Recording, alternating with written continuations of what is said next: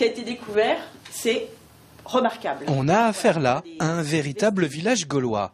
Pendant 5 siècles, des centaines de personnes ont occupé ce site de la Cossonnière aux Herbiers. Sur le plan national, c'est une découverte archéologique majeure. On sait que pour l'époque, 90% environ de la population vit dans des fermes, plus ou moins isolées.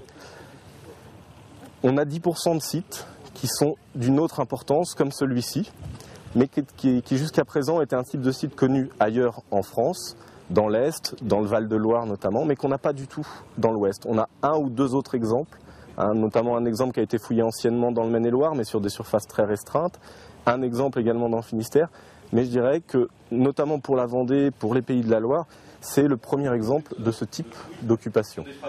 Lieu de stockage et d'échange, les premières recherches ont pu relever la présence de caves enterrées et de greniers surélevés. Les archéologues ont également trouvé des amphores à vin venant d'Italie, un vrai pôle économique pour l'époque. Je puis dire, on a ici un peu l'ancêtre du Vendéopôle que l'on connaît aujourd'hui. C'est peut-être la première zone économique des Herbiers, la ville des Herbiers qui a une notoriété économique très forte que l'on connaît. Et bien là, on a les premiers vestiges avec ce site et cette découverte exceptionnelle. Dans 1 an, le tracé du contournement sud-est des Herbiers passera par ici. C'est grâce à ce projet d'aménagement routier qu'a pu être découvert ce village gaulois qui s'étendait sûrement sur plusieurs hectares. Le lointain passé de la Vendée n'a pas fini de nous surprendre.